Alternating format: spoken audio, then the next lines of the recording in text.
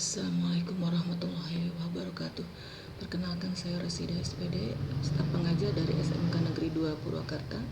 Pada kesempatan kali ini saya akan membahas tentang jurnal khusus, di mana jurnal khusus itu ada 4 jurnal khusus. Di antaranya ada jurnal penjualan, jurnal pembelian, jurnal penerimaan kas, jurnal pengeluaran kas, dan jurnal umum. Saya akan menjelaskan satu-satu tentang fungsi dari jurnal khusus tersebut. Yang pertama adalah jurnal penjualan. Jurnal penjualan adalah untuk mencatat penjualan secara kredit. Jurnal pembelian adalah jurnal untuk mencatat pembelian secara kredit. Jurnal penerimaan kas adalah jurnal untuk mencatat penerimaan kas yang bersumber dari 1. Penjualan tunai, 2. Penerimaan pembayaran piutang, dan yang ketiga pendapatan dari pendapatan non-operasional lainnya. Yang keempat adalah jurnal pengeluaran kas. Jurnal pengeluaran kas adalah jurnal untuk mencatat pembelian secara tunai, pembayaran hutang usaha, dan pembayaran beban-beban lainnya. Mari kita sekarang menganalisis transaksi berdasarkan tanggal kejadiannya. Di sini saya sudah memberikan contoh tentang penjualan secara kredit itu sendiri. Nah, jika tanggal 2 Desember ini PD Kurnia menjual kepada Tuan Arif, maka kita tinggal bulannya kita tulis, tanggalnya tanggal 2, di sininya Tuan Arif, karena yang dibelinya barang dagangan. Kalau kita jual secara kredit, berarti piutangnya bertambah 10.500.000. Kreditnya penjualan bertambah 10.500.000. Tuh. Pastikan debit dan kredit itu balance. Kemudian tanggal 4 menjual kepada Nyonya Tika dengan syarat. Syarat ini adalah menunjukkan secara kredit. Sini Tuan Arif belum ketulis syaratnya, kita tulis dulu. 2/15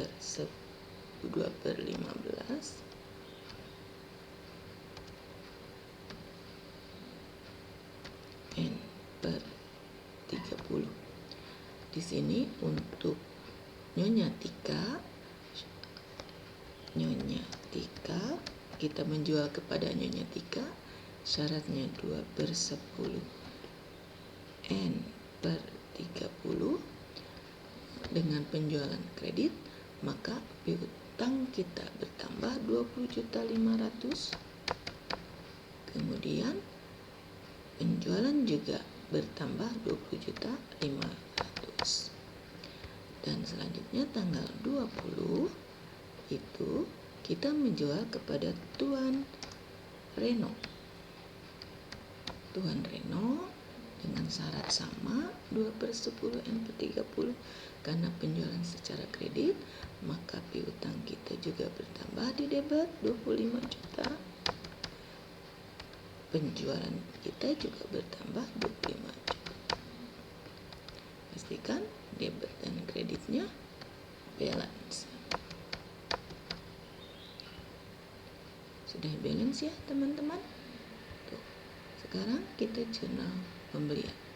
Jurnal pembelian tadi dijelaskan adalah untuk mencatat pembelian secara kredit.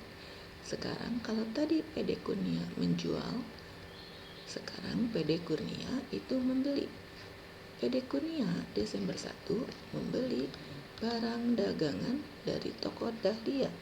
Keterangannya adalah toko Dahlia. Syarat pembayarannya 2/10 N/30. Karena yang dibelinya barang dagangan, maka kita isi kolom pembelian sebanyak 8 juta dan utang kita karena secara kredit bertambah 8 juta.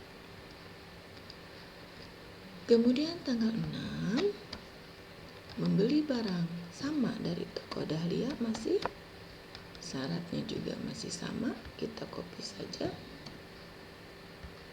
barang dagangan yang dibeli, maka di kolom pembelian karena barang dagangan yang dibeli 15 juta, utang kita juga bertambah di kredit 15 juta. Kemudian tanggal 26 membeli perlengkapan toko dari toko Mawar. Nah, karena di sini bukan barang dagangan yang dibelinya itu perlengkapan toko, maka di kolom perlengkapan toko kita isi 22 juta bertambah, utang juga bertambah 22 juta. Syaratnya juga sama, pastikan debit kreditnya atau balance. Di sini ini salah, 8 juta. Jadi 45 juta balance ya. Kemudian di sini jurnal penerimaan kas adalah untuk mencatat tadi penjualan tunai, pembayaran piutang, dan juga pendapatan lainnya. Nah, di sini ada contoh Desember 17 diterima pelunasan dari Nyonya Tika.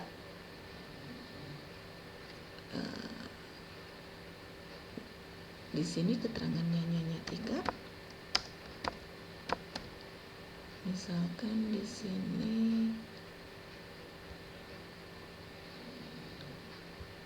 belum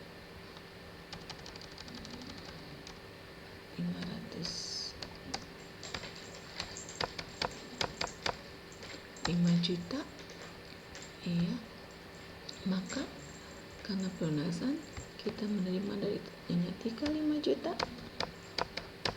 piutang kita juga berkurang 5 juta di kredit. Tanggal 17 berikutnya adalah secara tunai, berarti penjualan tunai keterangannya. Tunai kita menerima kas 14 juta karena penjualan tunai, maka di sininya juga kreditnya penjualan. Tuh. Kemudian tanggal 30 menjual barang dagangan kepada penjualan tunai. Barang dagangan berarti kita menerima kas 20 juta, kemudian penjualan 20 juta, begitu. Jadi balance ya teman-teman. Kemudian sekarang jurnal pengeluaran kas. Mana jurnal pengeluaran kas ini adalah untuk mencatat pengeluaran kas, pembayaran hutang, pembelian barang dagangan secara tunai maupun pembelian harta lainnya, juga pembayaran beban-beban. Kita masukkan ya teman-teman. Tanggal 3 itu membeli perlengkapan toko. Kalau membeli perlengkapan toko, di sininya pembelian perlengkapan. Ya, masuk ke serba-serbi ya teman-teman. Sebanyak 7 juta. Debitnya perlengkapan, kasnya 7 juta. Kemudian tanggal 8 melunasi pembelian sebesar, anggap di sini sebesar 1 juta.